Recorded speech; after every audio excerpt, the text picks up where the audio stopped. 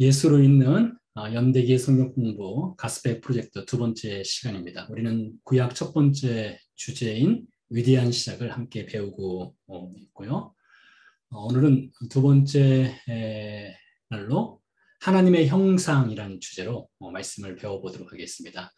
관련된 성경 본문은 창세기 1장 26절에서 2장 25절, 요한복음 1장 18절, 14장 8절 9절, 그리고 골로새서 1장 15절에서 17절 말씀이 되겠습니다.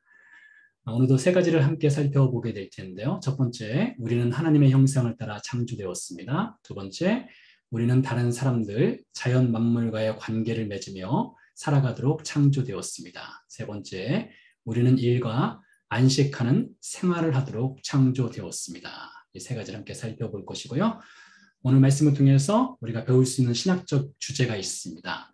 하나님은 자신의 형상대로 사람을 창조하셔서 세상을 지혜롭게 다스리며 하나님 그리고 타인과 건강한 관계를 맺으며 일과 안식을 누리는 생활을 하도록 하셨습니다. 라는 신학적 주제를 배울 수 있겠고요.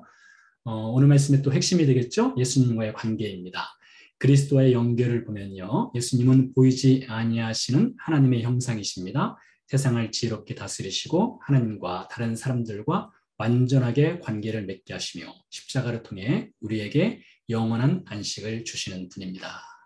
예수님에 대해서도 함께 살펴보도록 하겠는데요. 자, 첫 번째 주제, 우리는 하나님의 형상을 따라 창조되었습니다를 보도록 하겠습니다.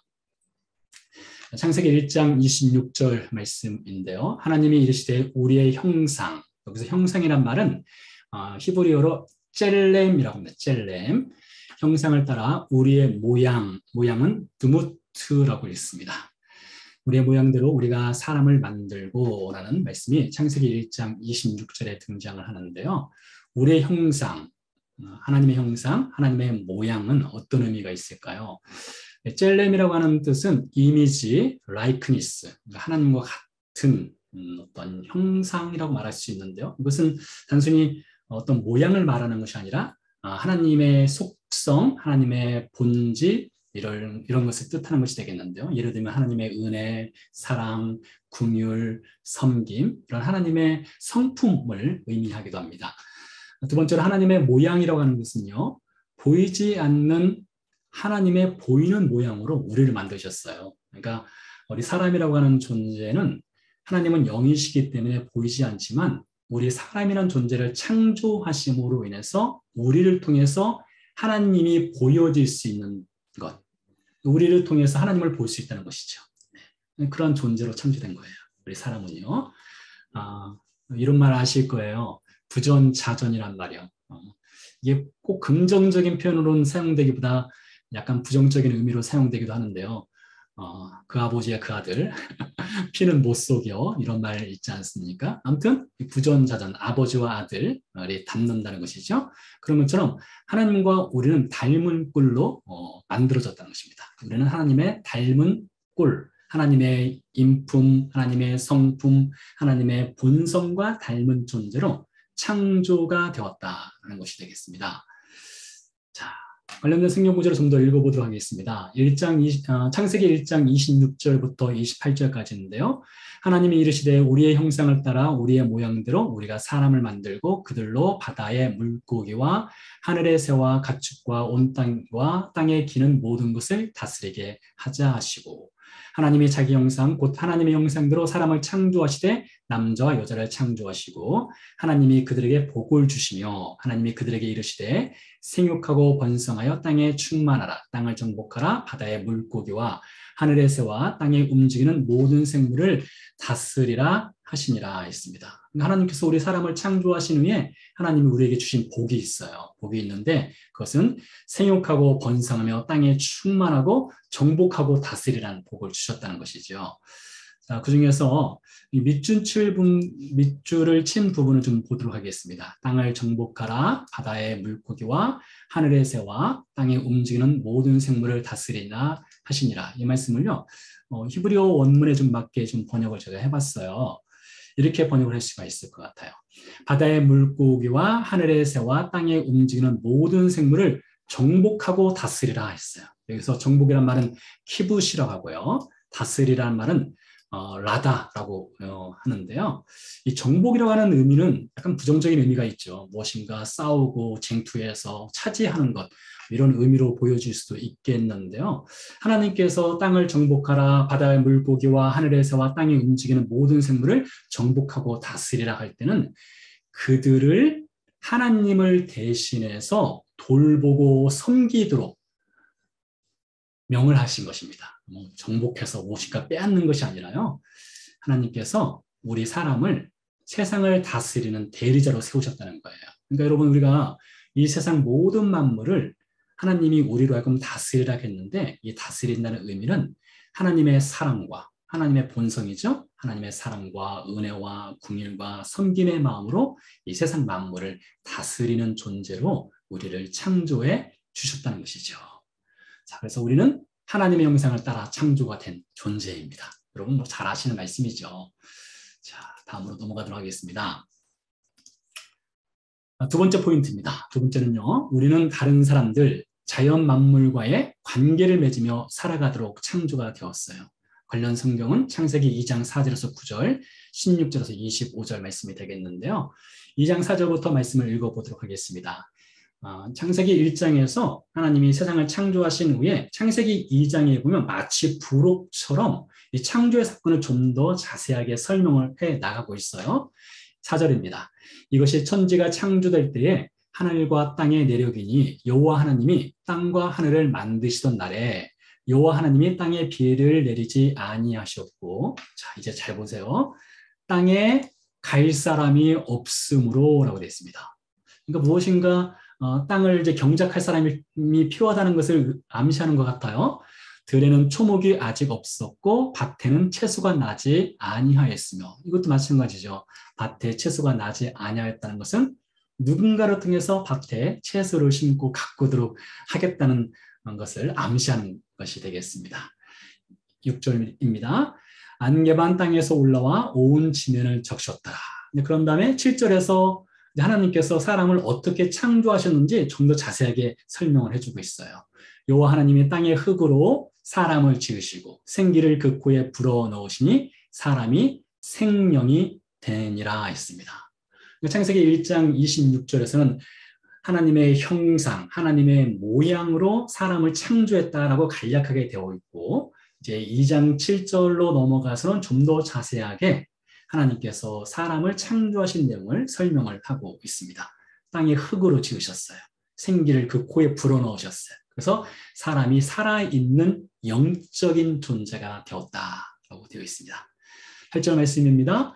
여호와 하나님이 동방의 에덴의 동산을 창설하시고 그 지으신 사람을 거기 두시니라. 여호와 하나님이 그 땅에서 보기에 아름답고 먹기에 좋은 나무가 나게 하시니 동산 가운데에는 생명나무와 선악을 알게 하는 나무도 있더라 했습니다. 자, 그래서요, 하나님께서 하나님의 형상, 젤렘, 하나님의 모양, 드무트, 하나님의 성품과 인품을 담은 부전자전의 존재로 우리를 창조하셨고요. 그래서 하나님과 사람의 관계는 어떤 관계냐? 하나님과 사람의 관계는 하나님은 지으신 분이죠. 창조주가 되시고 인간은 피조된 존재, 지음받은 존재가 되는 것이죠. 그래서 땅의 흙으로 사람을 지으시고, 이것을 우리는 이 그림으로 설명할 수 있을 것 같아요. 하나님은 포터가 되십니다. 토기장이가 되셔요. 그래서 우리 질그릇 같은 우리를 이렇게 만들어 내신 것이죠. 하나님께서 세상을 창조하시는 이 과정을 보면 맨 마지막 6일 끝 시간에 사람을 창조했지 않습니까? 사람과 동물은 똑같은 재료로 창조가 되었습니다. 동물도 흙으로 창조가 되었고요. 사람도 흙으로 창조가 되었습니다. 그러나 동물과 사람의 재료는 똑같지만 동물은 말씀으로 하셨어요. 흙을 향해서 명령을 내리셨습니다. 그래서 흙에서 동물이 창조가 되었어요. 그러나 사람을 창조하실 때는 흙먼지를 긁어 모아서 하나님이 토기장이가 되셔서 토기를 만들어내듯이 우리 한 사람 한 사람을 하나님이 창조해 내셨다는 것이죠. 자, 좀 더 나가보도록 하겠습니다. 2장 16절 말씀부터 읽어볼게요. 여호와 하나님이 그 사람에게 명하여, 아담이 되겠죠. 동산 각종 나무의 열매는 내가 임의로 먹되 선악을 알게 하는 나무의 열매는 먹지 말라. 그러니까 첫 번째로 하나님께서 약간 부정적인 말씀하셨어요. 먹지 말라. 위에서는 먹으라겠죠. 두 번째는 먹지 말라 하셨어요. 내가 먹는 날에는 반드시 죽으리라 하시니라. 여호와 하나님이 이르시되 사람이 혼자 사는 것이 좋지 아니하니 내가 그를 위하여 돕는 배필을 지으리라 하시니라. 여호와 하나님이 흙으로 각종 들짐승과 공중의 새를 지으시고 아담이 무엇이라고 부르나 보시려고 그것들을 그에게로 이끌어 가시니 아담이 각 생물을 부르는 것이 곧 그 이름이 되었더라. 이름이란 말이 등장했는데요. 잠시 뒤 이 이름의 의미를 살펴보도록 할게요. 아담이 모든 가축과 공중의 새와 들의 모든 짐승에게 이름을 주니라. 아담이 돕는 배필이 없으므로 이렇게 되어 있어요. 자, 하나님은 지으신 분이겠죠? 인간은 지음받은 존재입니다. 이게 하나님과 인간의 관계예요. 하나님께서 인간에게 명령을 내리셨어요. 첫 번째 사람인 아담에게 명령을 내리셨는데 먹지 말라라는 명령을 내리셨어요. 무엇을 먹지 말라고 했을까요? 선악을 알게 하는 나무의 열매는 먹지 말라고 했어요. 이것은 인간에게 지음받은 존재인 인간에게 순종을 하나님께서 요구하신 것이죠. 그래서 인간은 하나님과의 관계에 있어서 인간은 어떤 존재인가 하면 하나님께 순종하는 존재로 창조가 되었다는 것을 또 이 말씀에서 우리가 배울 수 있습니다. 자, 이어서 보면은 하나님은 인간을 또한 동역하는 존재로 불러 세우셨어요. 얼마나 놀라운 일입니까? 하나님께서 사람을 흙먼지로 창조하시고 나서 하나님의 동역자로 불러주셨어요. 첫 번째 동역하시는 일이 무엇이냐? 무엇이라고 부르나? 곧 그 이름이 되었더라. 이게 무엇입니까? 하나님께서 짐승들의 이름을 아담을 통해서 짓도록 하셨어요. 근데 여러분, 이 이름을 지어주는 것은 매우 중요한 의미가 담겨 있습니다. 자, 보도록 하죠. 자, 이름을 짓는다는 것, 이름을 부른다는 것은요, 관계를 의미합니다. 특별히 이 중동 지역, 이스라엘을 포함한 메소포타미아 이 지역에서는 이름이라고 하는 것은요, 어떤 사람과의 관계를 맺어주는 중요한 연결고리가 됩니다. 예를 들면 누가복음 19장에 보면은 예수님이 삭개오를 만나는 사건이 등장을 하죠. 여리고에서요. 예수님께서 여리고에 도착했을 때에 삭개오를 부르셨습니다.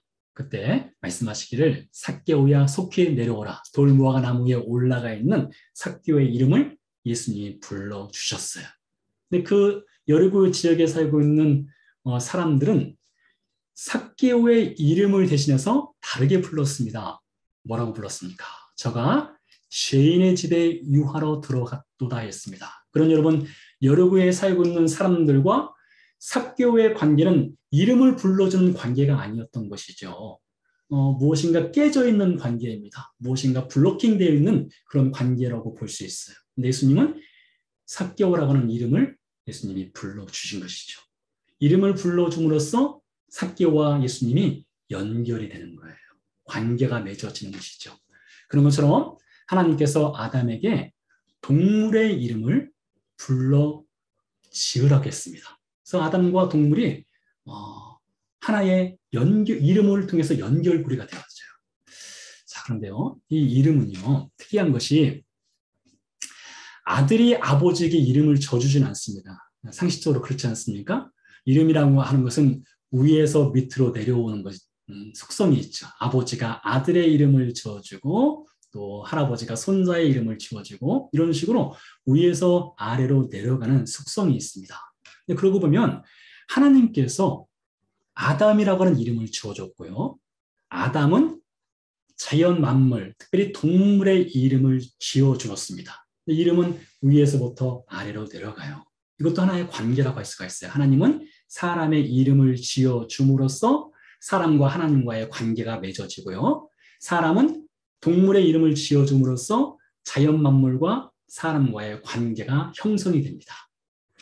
자, 여기 이름에는 또한 더 중요한 의미가 담겨 있는 것이 있는데요. 좀 더 살펴보도록 하겠습니다.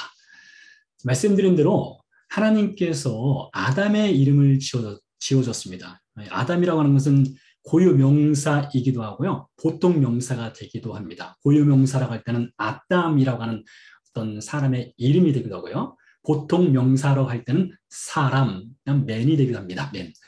자, 하나님께서 첫 번째로 지으신 이 사람에게 아담이라는 이름을 지어 주었는데요. 아담과 하나님과의 관계는 명령을 하고 명령을 듣고 지키는 순종의 관계입니다. 하나님과 사람의 관계는 순종의 관계라는 것이에요. 자, 아담이 또 동물의 이름을 지어줬지 않습니까? 동물과 사람과의 관계는요, 다스림의 관계입니다. 사람은 동물을 다스리는 존재로 창조가 되었어요. 여기서 다스린다는 것은 말씀드린 것처럼 정복하고 죽이고 이런 것만 의미하는 것이 아닙니다. 돌보고 가꾸고 사랑해주고 하는 그런 관계도 말하는 것이 되겠습니다. 자, 그런데요, 2장 23절에 보니까 아담이 이름을 또 하나 지었어요. 여기 보니까요, 아담이 이르되 이는 내 뼈 중에 뼈요 살 중에 살이라 이것을 남자에게서 취하였으니 여자라 부르리라 했어요. 자, 여자라 부르리라 이름을 지어줬습니다. 아담이 잠들어 있을 때 하나님께서 아담의 갈비뼈를 취해서 여자를 만들었잖아요. 그리고 갈비뼈가 사라진 그 부분을 하나님이 살로 채워 넣으셨습니다. 아담이 깨어난 다음에 자신의 갈비뼈를 취해서 여자를 만드신 것을 알았던 것이죠. 그리고 그 여자를 여자라니까 그러네요. 남자에게서 취하였기 때문에 여자라는 이름을 지어줬어요. 자, 그래서요, 아담이 또 이름을 지었는데 여자라는 이름을 지었어요. 3장으로 넘어가면 또 하와라는 이름을 또 짓기도 하는데요. 자, 아무튼 아담이 여자라는 이름을 지었는데 아담과 여자의 관계는 어떤 관계일까요? 돕는 배필의 관계입니다. 이 말씀에 나와 있죠. 돕는 배필. 그리고요, 하나됨의 관계입니다. 여자와 남자의 관계는 대등한 관계예요. 성경은 여자와 남자를 상하 관계로 말하지 않고 대등한 관계로 말하고 있습니다. 이 관계를 잘 보세요. 자, 하나님과 사람의 관계, 아담과의 관계는 순종하는 관계입니다. 우리는 하나님께 순종하는 관계를 지음받았고요. 아담과 동물의 관계는 다스림의 관계입니다. 아담과 여자의 관계, 남자와 여자의 관계는 돕는 관계이고요. 하나됨의 관계로 창조가 되었다는 것이 이것이 창조의 원리입니다. 창조의 원리예요. 네, 더 나가보도록 하겠습니다. 세 번째입니다. 세 번째로 우리는 일과 안식하는 생활을 하도록 창조가 되었습니다. 창세기 2장 1절로 3절, 15절 말씀인데요. 말씀을 2절부터 읽어볼게요. 하나님이 그가 하시던 일을 일곱째 날에 마치시니 그가 하시던 모든 일을 그치고 일곱째 날에 안식하시니라 했어요. 첫 번째로 안식, 쉬다라는 말이 창세기 2장 2절에 처음 등장하죠. 3절입니다. 하나님이 그 일곱째 날을 복되게 하사 거룩하게 하셨대요. 안식일은 복되는 날이고 거룩한 날이래요.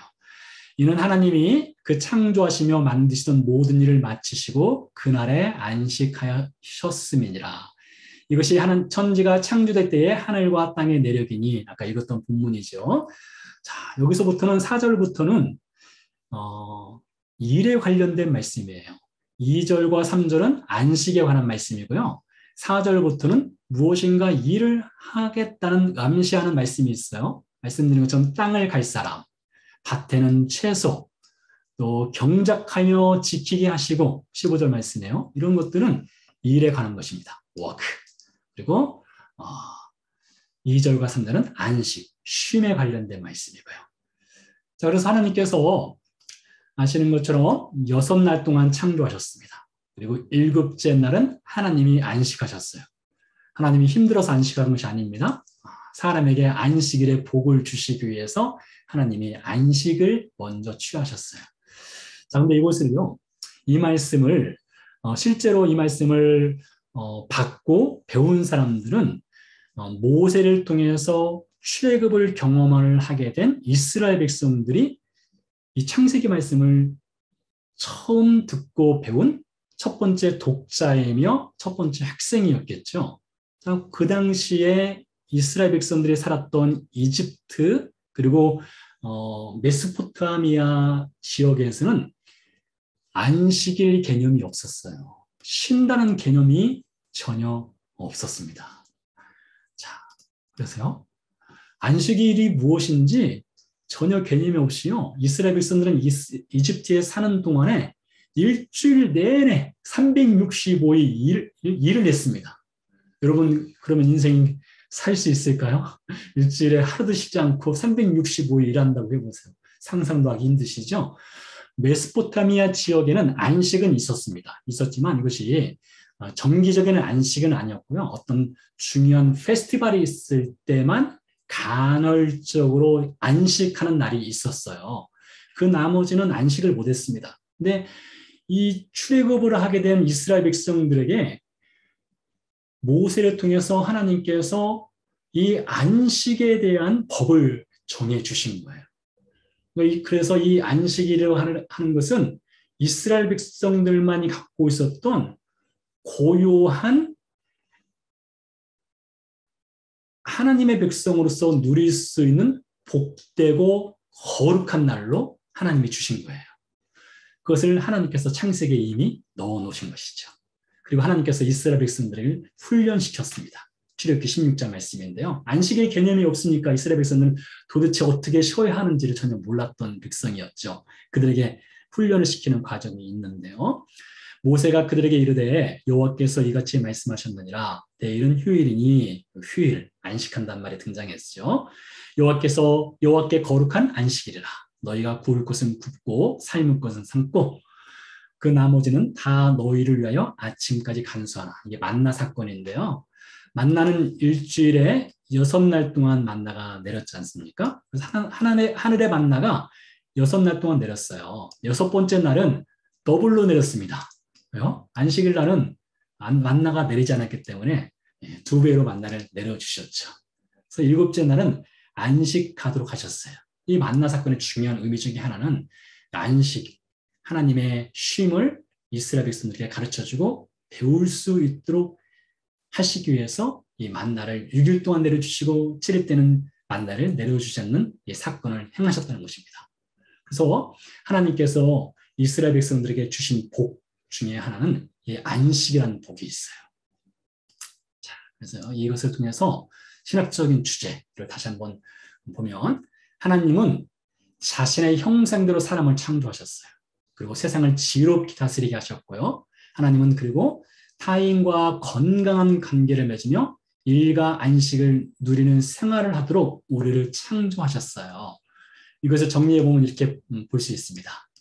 자, 우리는 부전자전입니다. 하나님 형상을 닮은 존재로 부전자전의 존재로 창조가 되었어요. 하나님과의 관계는요, 순종의 관계입니다. 동물, 이 자연 만물과의 관계는 다스림의 관계입니다. 그리고 남자 여자의 관계는 돕는 배필의 관계이고요. 하나됨의 관계입니다. 그리고 하나님께서는 우리에게 안식이라는 복을 허락해 주셨어요. 이게 하나님께서 우리에게 주신 복입니다. 자, 그런데 여기 문제가 발생합니다. 다음 시간에 좀 더 자세히 살펴보겠지만 한 가지 문제가 발생하는데요. 죄가 들어오게 됩니다. 인간의 불순종으로 인해서 죄가 들어오고요. 관계가 깨어져요. 부전자전의 관계가 깨어졌습니다. 하나님의 형상을 잃어버리게 돼요. 하나님께 순종하는 관계가 깨어지게 됩니다. 동물을 다스리는 관계가 깨어지게 돼요. 여자와의 관계가 깨어지게 됩니다. 모든 게 이 죄로 인해서 다 깨어지게 되었어요. 자, 그래서 무엇이 필요할까요? 고쳐지는 게 필요하죠. 회복이 필요하죠. 자, 그래서 예수님이 등장하는 것입니다. 자, 그리스도와 연결을 보도록 하겠습니다. 예수님은 보이지 아니하시는 하나님의 형상이십니다. 세상을 지혜롭게 다스리시고 하나님과 다른 사람들과 온전하게 관계를 맺게 하시며 십자가를 통해 우리에게 영원한 안식을 주시는 분입니다. 예수님이 보이지 아니하는 하나님의 형상이라고 스테이트먼트를 써봤는데요. 자, 관련된 성경 구절이 있습니다. 이와 관련된 것이요. 먼저 요한복음 1장 18절 말씀을 읽어보겠습니다. 본래 하나님을 본 사람이 없으되 아무도 하나님을 볼 수 없죠. 아버지 품속에 있는 독생하신 하나님이 나타나셨느니라. 즉 예수님이시죠. 예수님이 하나님의 형상으로 나타나신 거예요. 우리 가운데요. 하나님의 형상을 입고 예수님이 이 땅에 오신 것이죠. 빌립이 물었습니다. 빌립이 이르되 주여 아버지를 우리에게 보여주옵소서. 그리하면 족하겠나이다. 예수께서 이르시되 빌립아 내가 이렇게 오래 너희와 함께 있으되 내가 나를 알지 못하느냐. 나를 본 자는 아버지를 보았거늘 어찌하여 아버지를 보이라 하느냐.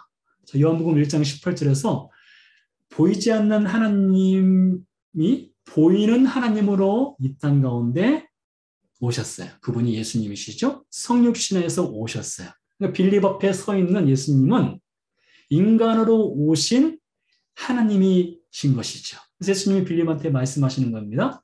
나를 본 자는 하나님을 보았다. 이렇게 말씀하시는 것이죠. 자, 골로새서 말씀을 이어가 보도록 하죠. 골로새서 말씀에 보니까 이렇게 기록되어 있습니다. 1장 15절. 그는 보이지 아니하는 하나님의 형상이요. 하나님의 젤렘, 하나님의 이미지, 하나님의 본질, 하나님의 본성, 하나님의 모든 것으로 나타나셨어요. 모든 피조물보다 먼저 나신 이시니 만물이 그에게서 창조되되 하늘과 땅에서 보이는 것들과 보이지 않는 것들과 혹은 왕권들이나 주권자들이나 통치자들이나 권세자들이나 만물이 다 그로 말미암아 그를 위하여 창조되었고 또한 그가 만물보다 먼저 계시고 만물이 그 안에 함께 섰느니라 라고 되어 있습니다. 자, 마치 요한복음 1장 1절에서 3절 말씀을 읽는 것 같아요. 태초에 말씀이 계시니라 이 말씀은 곧 하나님이시라. 이 말씀이 세상을 창조했다겠죠? 요한복음 1장 1절에서 3절 말씀이었어요. 골로새서 1장 15절에서 17절 말씀도 동일하게 말하고 있어요. 그러면서 골로새서에서 바울이 강조한 것이 무엇입니까? 예수님은 보이지 않는 하나님의 형상이 보이는 분으로 이 땅에 오셨다 했어요. 자, 그럼 예수님이 보이는 형상으로 오셔서 하신 일이 무엇일까요? 깨어진 것을 회복하시기 위해서 오셨습니다. 자, 이 차트를 잘 보시기 바랍니다. 예수님이 세상에 오셨어요. 보이는 형상으로 오셨어요. 십자가와 죽음의 부활을 행하셨습니다. 바로 이 복음의 역사를 예수님이 이루셨죠. 그래서 무엇을 하셨습니까? 회복을 주셨어요. 하나님의 형상이 깨어졌습니다. 죄로 인해서 하나님의 형상이 깨어지고 관계가 깨어졌습니다. 이것을 예수님이 회복을 시켰어요. 부전자전의 회복을 시켰습니다. 그리고 하나님과의 순종의 관계를 회복시켰어요. 동물과의 관계는 다스림의 관계를 회복시켜 주셨어요. 남자와 여자의 관계는 돕는 관계, 하나님의 관계를 회복시켜 주셨어요. 그리고 예수 그리스도를 통해서 온전하고 평안하고 복되고 거룩한 안식을 누릴 수 있는 그런 관계를 예수 그리스도께서 회복을 시켜 주셨다는 것이죠. 자, 이 관계란 말을요. 이 관계란 말의 그 어원을 살펴보면 이런 뜻이 있습니다. bring back, restore, connect란 뜻이 있어요. bring back, restore, connect. 이게 무엇입니까? 무엇인가 엉클어지고 깨진 것을 회복시켰다는 것이 되겠죠. 연결시켜주고 회복시켜주는 의미예요. 예수님께서 그런 관계 역할로 우리 가운데 오셨다는 것이죠. 자, 이 차트 마지막입니다. 하나 더 보도록 하겠습니다. 그래서 하나님과의 우리의 관계는요, 예수 그리스도의 십자가 죽음과 부활을 통해서 은혜의 관계가 되었습니다. 하나님은 우리에게 은혜를 베풀어 주셨고요. 우리는 은혜를 받은 자로서 하나님을 사랑하는 존재가 되었어요. 우리뿐이 아니죠. 다른 사람도 마찬가지입니다. 하나님은 다른 사람에게도 은혜를 주셨어요. 그래서 다른 사람도 하나님을 사랑하는 관계가 되었습니다. 자, 나와 다른 사람은 또 어떤 관계일까요? 사랑을 위해서요, 노력하는 관계입니다. 나와 타자는요, 사랑을 위해서 노력하는 관계예요. 여러분, 누군가를 사랑하기 위해서는 노력이 굉장히 필요합니다. 열심히 필요해요. 희생도 필요합니다. 섬김도 필요하고요. 노동도 필요합니다. 그래서 나와 다른 사람 관계가 온전히 회복되기 위해서는 노력하고 사랑하고 섬기고 그런 노력, 열심, 노동이 필요하다는 것이죠. 자, 다시 한번 우리 그리스도 연결 관계를 읽고 마무리를 짓도록 하겠습니다. 예수님은요, 보이지 않는 하나님의 형상으로 우리에게 오셨어요. 그리고 우리에게 오신 예수님은 세상을 지혜롭게 다스리시고 하나님과 다른 사람들과 관계를 온전하게 맺도록 십자가를 통해 우리에게 그런 회복의 은혜를 주셨어요. 그리고 우리에게 영원한 안식을 누릴 수 있는 은혜의 회복을 주신 분이 우리 예수 그리스도가 되겠습니다.